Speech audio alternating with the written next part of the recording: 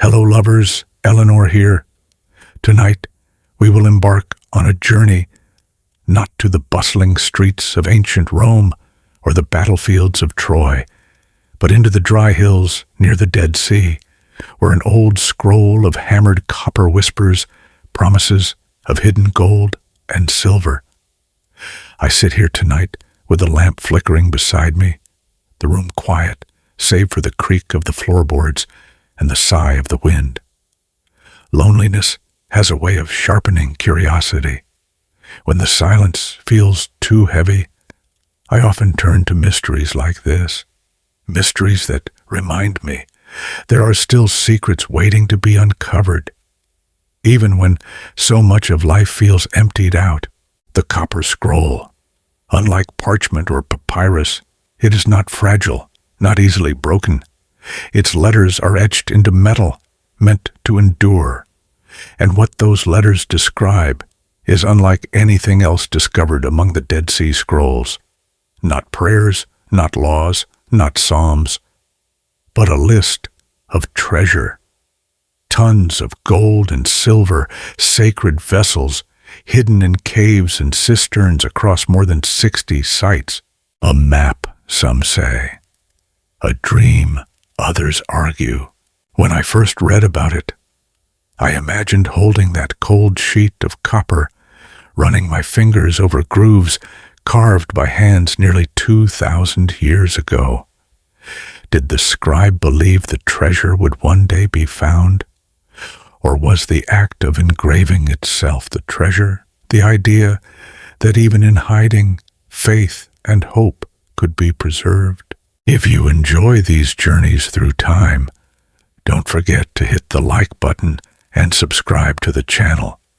And tell me, do you have a favorite historical mystery, something that keeps you awake at night, wondering what truth still lies buried?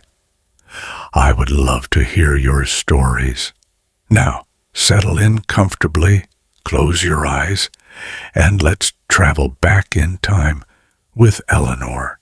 The story begins in 1952, when archaeologists were still reeling from earlier discoveries in the caves of Qumran. Most of the Dead Sea Scrolls were fragile, ink on leather or papyrus, crumbling as they were unrolled. But then came something different. 2 corroded sheets of copper stuck together, brittle, yet unyielding. To read them, scholars had to cut them into strips. And, as the words came into view, the room must have filled with astonishment. This was no ordinary scroll. This was a catalogue of riches. I sometimes smile to myself when I imagine the faces of those scholars. Learned men expecting hymns or fragments of scripture, suddenly staring at what seemed like a treasure map. I picture their hearts beating faster, their minds racing with images of glittering hoards. After all, who among us has not dreamed, at least once, of stumbling across a chest of gold? But even as the copper scroll beckons us with the promise of wealth, it also teases us with silence. No treasure has ever been found where it directs. Were the locations erased by time? Were the riches already recovered? Or was the entire scroll a riddle, a parable carved in copper? Scholars still argue. Treasure hunters still chase shadows. And in my quiet evenings, I too find myself tracing invisible maps across the table, as though my teacup might hide a secret well of silver.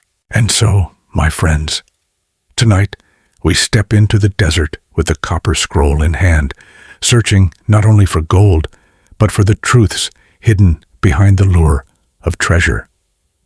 The tale of the copper scroll truly begins in the barren cliffs of Qumran, near the edge of the Dead Sea. It was the year 1952, a time when the world was still reeling from the earlier revelation of the Dead Sea Scrolls, texts that shook both faith and scholarship. Young Bedouin shepherds had stumbled into caves while searching for lost goats, and what they found changed history. Jars filled with ancient manuscripts, preserved in the arid silence for nearly 2 millennia. Scholars and archaeologists flocked to the desert, eager to uncover more. And then came Cave 3. Hidden in its dusty recesses, 2 corroded rolls of copper waited, fused together, green with age. Unlike the parchment fragments, these were not fragile scraps of scripture. They were heavy, metallic, stubborn. At first glance, they looked more like pipes than scrolls, the kind you might expect in a forgotten workshop, not a sacred library. The scholars must have stared in disbelief, wondering why anyone would take the trouble to etch words onto metal instead of ink and skin. To read it was no simple matter. The copper had become brittle over centuries, and any attempt to unroll it threatened to shatter it into pieces. Eventually, the scroll was carefully cut into strips. Imagine that, lovers, slicing through an ancient enigma just to hear its voice. As the first lines were revealed, anticipation swelled. But instead of psalms or prophecies, the text listed places, locations, numbers, weights, gold, silver, precious items buried in hidden spots. It was as if someone had left behind an inventory for a treasure hunt across Judea. Over 60 different sites were named, each with tantalizing details. In the cistern under the stairs, beneath the ruins of the valley, in the tomb near the spring. The treasures described were staggering, not just coins or trinkets, but talents upon talents of silver and gold, measures so vast that modern readers struggled to believe it could ever have been real. I imagined the hush in the room as the scholars read those words aloud for the first time. There must have been excitement, skepticism, even greed shimmering beneath academic faces. A scroll of scripture becomes a relic for study, but a scroll of treasure? That touches a deeper part of us, a part that dreams of riches hidden just out of reach. I have to admit, even as an old woman alone with her tea, my heart beats faster at the thought. Who hasn't imagined stumbling into a forgotten room, lifting a stone, and finding a chest filled with gold? I remember, as a girl, digging in my grandmother's garden, convinced I might uncover coins from a pirate ship buried beneath the roses. All I found were worms and pebbles. But the thrill of the hunt lingered. The copper scroll awakens that same childlike spark in us all. And yet, mystery clings to Qumran. Who placed the scroll there? Was it the Essenes, that austere sect said to have lived in the desert, guarding texts and rituals away from Jerusalem? Or was it priests fleeing the destruction of the temple, hiding sacred treasures before the Romans could seize them? The desert keeps its secrets well. Even now, when I read of the copper scroll's discovery, I picture that silent cave, the wind outside carrying grains of sand, the Dead Sea gleaming under the sun. A place of emptiness, and yet a place where words carved on metal waited 2,000 years to be found. Doesn't it make you wonder what else lies hidden in the earth, patiently waiting for us to remember? The copper scroll stands apart from its companions like a stubborn relative who refuses to join the family portrait. While the other Dead Sea Scrolls were written on parchment or papyrus, fragile, easily torn, yet covered in prayers, laws, or sacred commentary, this one gleamed with an alien persistence. Hammered into thin sheets of copper, it was not meant to be read in the moment, but preserved across centuries, as if its author wished to outlast fire, flood, and decay. The script itself is awkward, almost crude, compared to the elegant Hebrew found on parchment. It seems less concerned with beauty than with function, as if a hurried hand was racing against time, desperate to record locations before memory was lost. When I picture the scribe, I do not see a serene monk carefully copying scripture by candlelight. I see a man hunched in urgency, the clang of his hammer echoing in a dim workshop, sweat on his brow, each etched line a plea to preserve what mattered most. And what mattered was treasure. Unlike the spiritual wisdom of other scrolls, this one listed items that glittered, talents of gold and silver, vessels from the temple, hidden caches buried in obscure places. The words read less like prayer and more like an inventory, a ledger of wealth too great to be spoken aloud. It is almost jarring, isn't it? To find one scroll among holy texts that speaks only of material riches. I sometimes think of it like finding, in the midst of Robert's journals of poetry and reflections, one scrap of paper where he scribbled down the balance of his bank account. Such a human intrusion among lofty thoughts. And yet, it would tell its own story, of what was valued, of fears about loss, of hope for the future. The copper scroll feels like that, a sharp reminder that even in a community devoted to faith, wealth, and survival were bound together. What strikes me most is its strangeness. No other Dead Sea Scroll is like it. Scholars have puzzled for decades. Why copper? Why treasure? Why here? Was it meant as a genuine map for trusted insiders to recover sacred hoards when the danger had passed? Or was it a kind of symbolic record, a ritualistic declaration that what was holy could never truly be lost? And perhaps strangest of all, the treasures it describes are immense, almost unbelievable.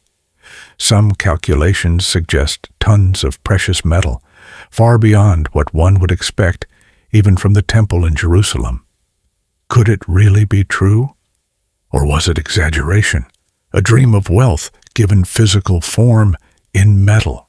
The thought unsettles me in the most delightful way.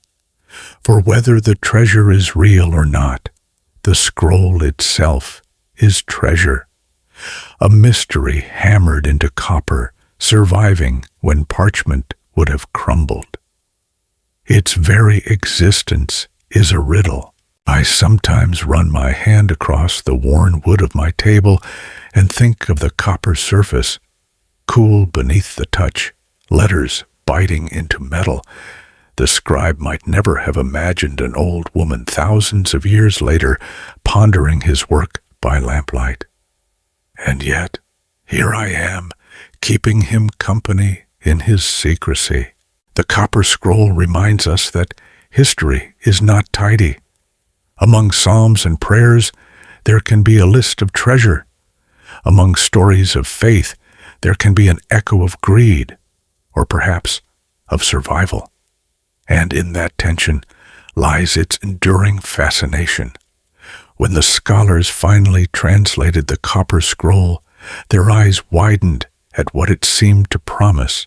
Not just a chest or two, not a handful of coins, but an astonishing catalogue of wealth. Line after line listed caches of gold, silver, and sacred vessels, described with almost mundane precision, buried under the steps, in the cistern at the valley, beneath the ruins near the spring. More than 60 locations, each painted with just enough detail to tantalize. never enough to lead anyone directly there. The sums were staggering. Some entries spoke of talents of gold, others of silver, measures that, when calculated, amounted to tons of precious metal. One site alone was said to contain over 40 talents, a fortune beyond imagining. Scholars argued over whether such wealth could ever have existed in Judea. If it were true, it would eclipse the riches of kings. If it were fantasy, it would be a fantasy hammered into copper with great care. I find myself smiling at the thought of the person who compiled the list. Did they believe the treasure would one day be retrieved? Or was it enough to know that somewhere, hidden away, symbols of holiness and prosperity remained safe? There is something profoundly human in the act of making a list. I do it myself even now. Lists of groceries, of books to read, of letters I still mean to write. Each list is a kind of hope, a promise to the future self. The copper scroll is, in a way, a list of hopes, though written in metal rather than ink.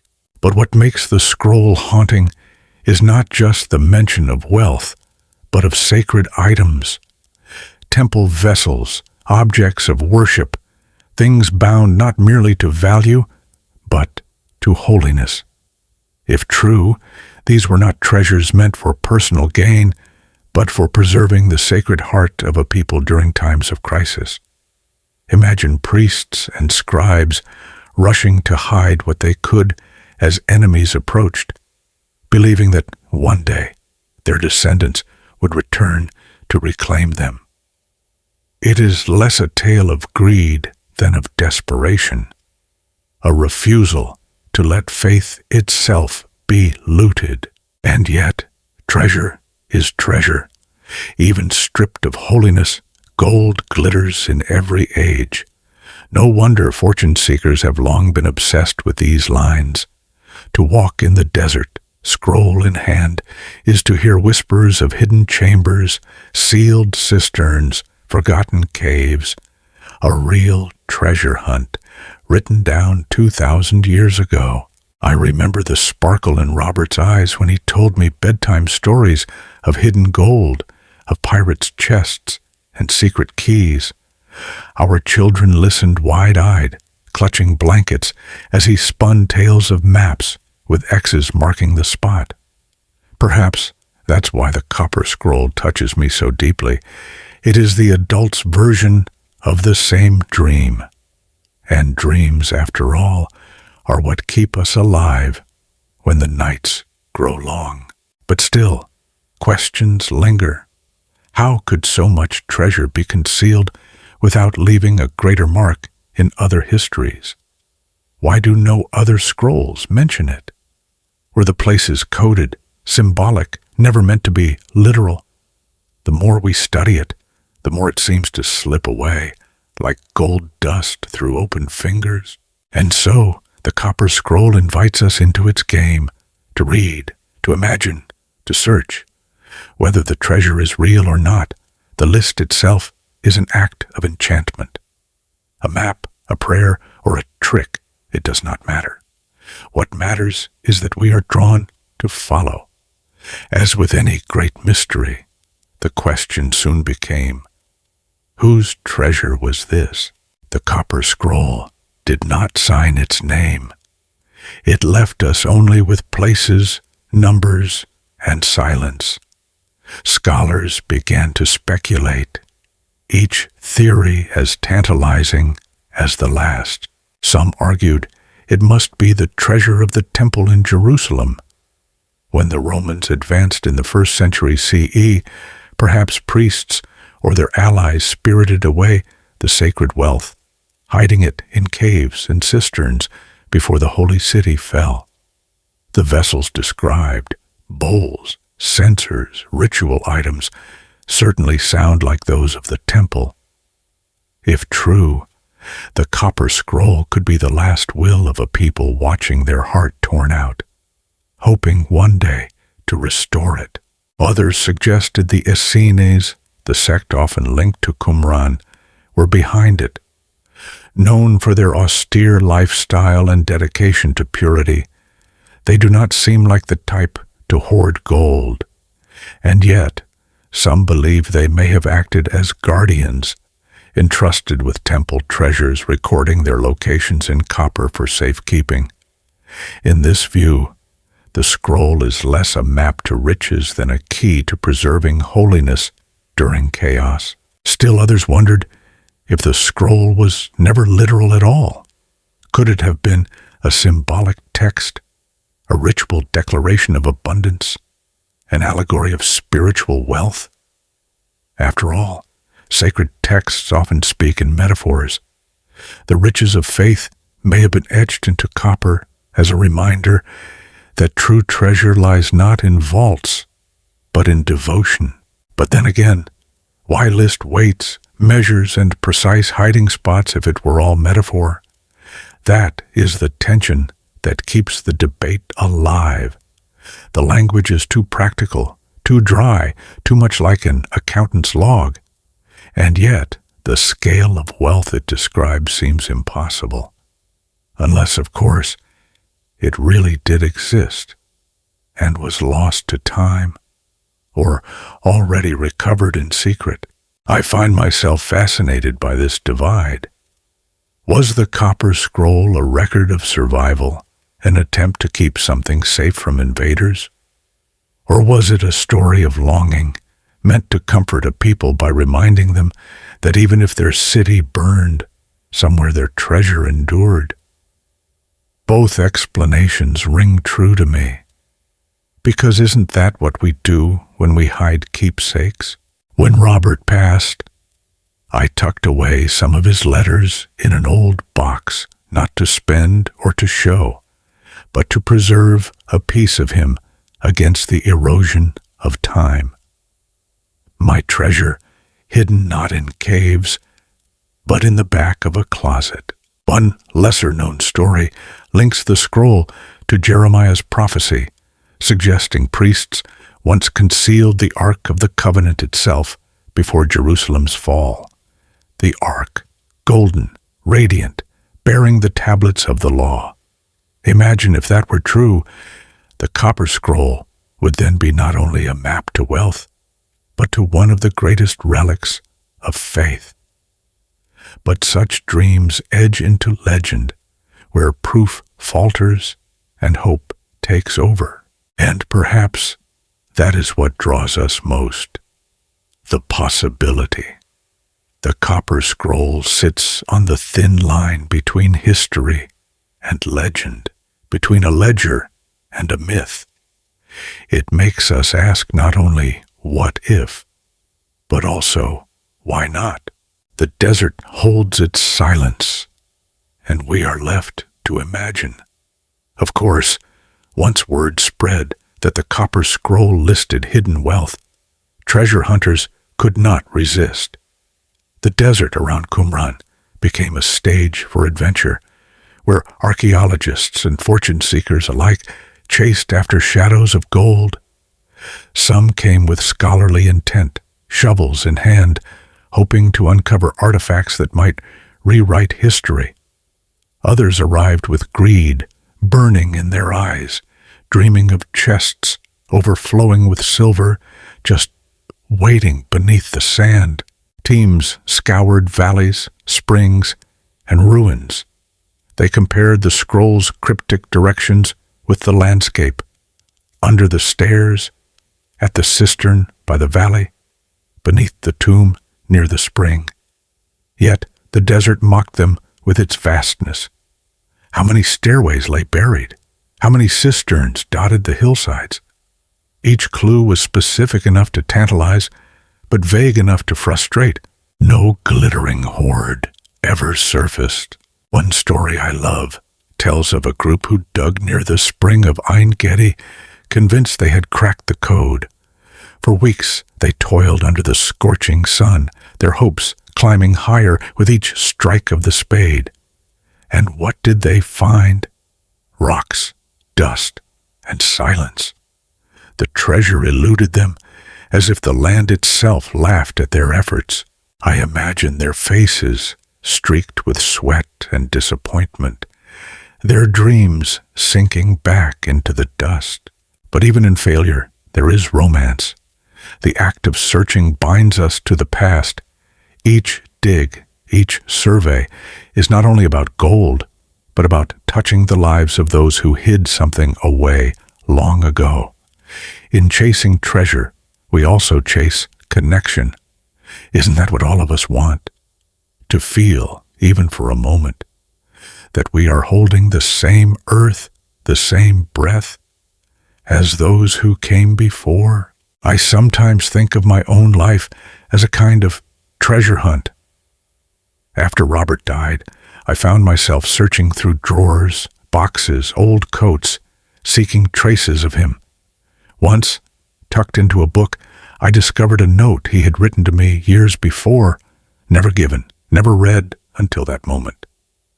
For me, it was gold, brighter than any hoard in the desert.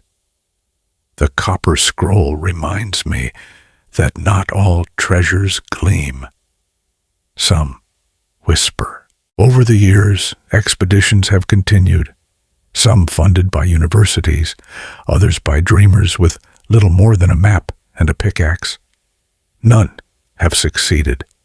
The scroll's promises remain locked in copper, its sites either erased by time, buried under centuries of change, or perhaps never meant to yield their secrets. And yet, the search goes on. Like moths to flame, we cannot resist. The scroll dangles before us the possibility of riches, but also the thrill of pursuit. For what is life without quests, without mysteries to chase? If all treasure were found, perhaps the world would be a poorer place, stripped of its wonder. The desert sleeps on, hiding what it will, and we, restless creatures that we are, keep digging. As the shovels turned up nothing but dust, the debate shifted from deserts to desks. Scholars gathered not with pickaxes, but with arguments, each word sharper than any blade. Was the copper scroll a true inventory of treasure, or a curious text meant for some other purpose entirely? Linguists noted that the Hebrew used on the scroll was different from the other Dead Sea Scrolls, more practical, more abrupt, like the speech of craftsmen rather than the lofty prose of prophets. That alone fueled disagreement. Was this a sacred record, or the ledger of ordinary men? Some argued it reflected the vocabulary of temple priests, familiar with weights and measures. Others said it sounded like the chatter of scribes recording stores of wealth. Then there was the problem of scale. The amounts of gold and silver listed are so vast they strain credibility. Could Judea in the first century have amassed such riches? Critics argue no. It would have exceeded the economy of the region. Supporters counter that the temple in Jerusalem was renowned for its splendor, that pilgrims brought offerings year after year, filling storerooms with unimaginable wealth. Both sides present their case, and still the copper waits in silence. One intriguing detail is that the scroll gives no instructions about what to do with the treasure, only where to find it. No mention of who may retrieve it, no promise of return, just stark directions as though meant for insiders who already knew the rest of the story. It is this lack of context that baffles historians most. Was it a practical guide, a coded ritual, or a record carved simply to remind a scattered people that their wealth was not lost, even if unrecoverable? I can't help but think of my own lists again, those scribbled notes Robert left me. Bread, milk, tea on one scrap. Don't forget the garden tools on another. Without context, they are meaningless. But to me, they are treasures because I know the man behind the words. Without him, they would look like nonsense. Perhaps the copper scroll is like that, a message only clear to those who shared the world of its author. To us, outsiders across centuries, it remains tantalizingly incomplete. And then there is the question of authenticity. Some skeptics once wondered if it could be a forgery, so odd is its content among the sacred scrolls. But metallurgical tests confirm its antiquity. It truly dates to the same period. That, if anything, makes it even more mysterious. Forgeries can be dismissed.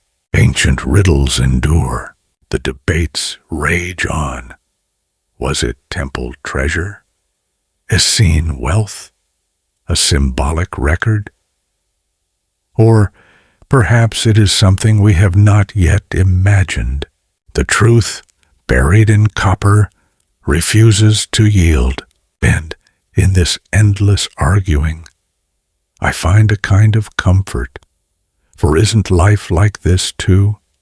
So many of our most important questions have no final answer. Was Robert proud of the life we built? Did he know how much he was loved in his final days? I will never know for sure, but the act of asking keeps him near, just as scholars asking about the copper scroll keep it alive.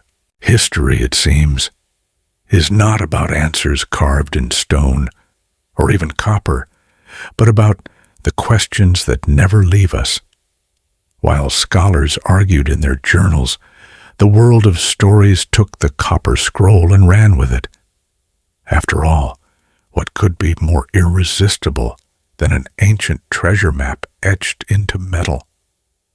Writers, filmmakers, and dreamers seized on the scroll's allure, weaving it into novels of secret societies, adventures through deserts, and conspiracies hidden beneath centuries of dust. It became, in many ways, the grown-up cousin of the pirate map, an artifact real enough to tantalize, mysterious enough to inspire. In some retellings, the scroll leads to the treasure of King Solomon himself, his fabled mines transposed into the hills of Judea. In others, it holds the key to lost relics, even the Ark of the Covenant, waiting in shadowed caverns for a worthy finder. Hollywood loves such a premise. How many films have we seen where a map sends adventurers racing across sands, dodging rivals, hearts pounding for glory? The copper scroll slipped easily into that tradition, half history, half legend. But it is not only in books and movies. For some, the scroll has become part of modern myth-making, fueling theories about secret orders, hidden knowledge, even connections to the Knights Templar. Far-fetched, yes, but also telling. For an artifact to leap from scholarly circles into the bloodstream of popular imagination, it must touch something deep in us. And the copper scroll does. It promises that there are still secrets buried, still wonders waiting beneath the earth. I recall Robert reading adventure stories to our children by the fireplace. Their eyes grew wide at each mention of hidden treasure, of keys and caves and secret codes. When he turned the final page, they always begged, "Again, Papa, tell it again." The copper scroll carries that same energy. It is a story we never tire of retelling because it keeps alive the possibility of marvel. What fascinates me most is how the scroll blurs lines. For archaeologists, it is a text to analyze. For writers, it is a spark for tales. For dreamers, it is a promise that treasure might still be out there, waiting for the right hands. And so, It has become not just a historical curiosity, but a cultural mirror, reflecting our own hunger for discovery. Perhaps that is the real treasure, not the silver or gold it lists, but the countless adventures it has launched in our minds. The scroll is proof that even in an age of satellites and maps, the idea of hidden wealth still stirs us. It tells us that not all mysteries are solved, not all secrets revealed, and in a world so mapped and measured, that reminder is priceless. And yet, I cannot help but wonder, when we chase after treasure in books, films, or deserts, what is it we truly seek? Gold or meaning? Riches or the thrill of believing that something wondrous still lies just beyond reach? As the years passed, one truth became clearer. No matter how many shovels struck the ground, no treasure from the copper scroll ever surfaced. And yet, the scroll itself grew in value, not as a map to riches, but as an artifact of thought, a glimpse into the fears and hopes of a people facing loss. Its real treasure, perhaps, lies in its symbolism. It forces us to ask, what do we guard when everything else is stripped away? If the scroll was indeed tied to the temple, then it tells us that holiness was not only in Scripture but also in vessels, in gold shaped for worship, in the tangible reminders of faith. To hide them was to declare, even if our city falls, even if the Romans burn the sanctuary, something of us will survive. That, to me, feels profoundly moving, less greed, more defiance. Historians now often treat the copper scroll not as an invitation to dig, but as a window into a culture under siege. Its language of weights and measures speaks of order, of a community that valued precision even in chaos. Its oddity, etched on copper, alone among hundreds of parchment scrolls, suggests it was never meant to be forgotten. It was a voice shouting across centuries, demanding we remember. When I think about it that way, I realize we all keep our own copper scrolls. Mine sits in boxes of letters, in photographs of Robert smiling with the children, in the recipes scribbled on stained note cards. They are not treasure in any market sense, yet they are priceless to me. They remind me that love once filled this house, that laughter echoed here, that even if silence rules now, memory still glimmers in hidden places. One scholar once remarked that the true worth of the scroll is in how it reshapes the Dead Sea Scrolls as a whole. They are not only texts of faith, but also of survival, of practicality, of human frailty. The copper scroll breaks the illusion of purity, reminding us that even the most spiritual communities lived in the world of coin and vessel, of hiding and hoarding.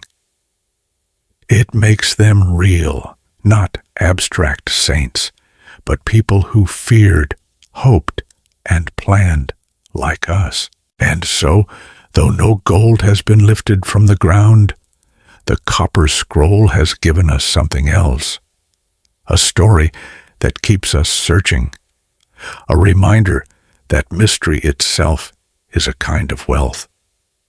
It enriches not our purses, but our imagination, and that is no small treasure. I ask myself sometimes, sitting here alone with my teacup cooling in the lamplight, would I rather the treasure be found or remain hidden? If one day archaeologists opened a chamber brimming with silver, the riddle would be solved, but the wonder would vanish.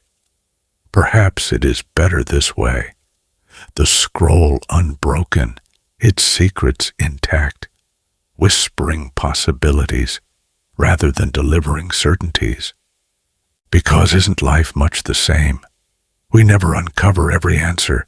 We live amid mystery, holding on to questions like talismans. That uncertainty, painful, beautiful, endless, is itself the treasure. And now, as the night deepens around me, I return to the quiet of this little room, where the copper scroll lingers in my thoughts like a whisper. Outside, the world is still, the only sound the faint ticking of the clock. My tea has gone cold, but I hardly notice. I have been traveling across deserts, running my hands over corroded copper, following ghostly maps to nowhere.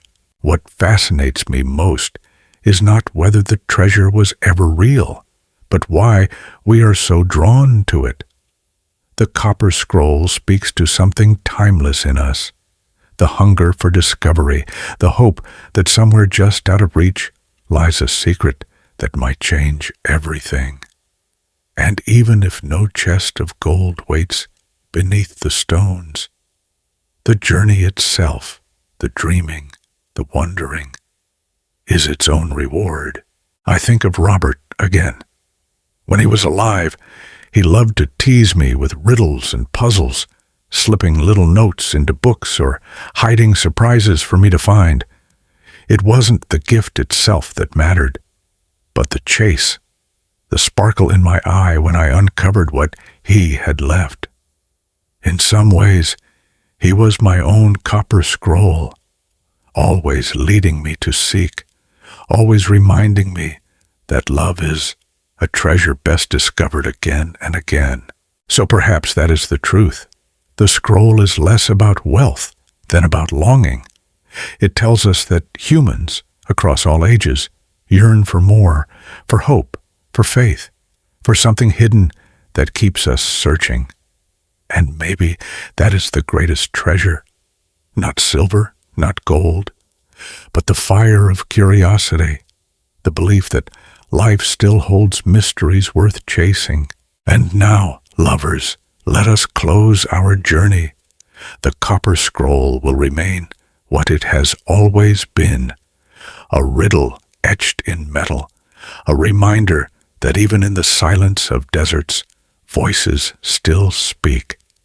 It invites us not just to hunt for treasure, but to treasure the hunt itself. So let your dreams tonight be filled with hidden maps and secret caverns, with copper gleaming in the torchlight, with whispers of journeys yet to come. For in every unanswered question, in every mystery unsolved, there lies a promise that we are never done discovering, never done seeking, never done loving what has passed and what may yet be.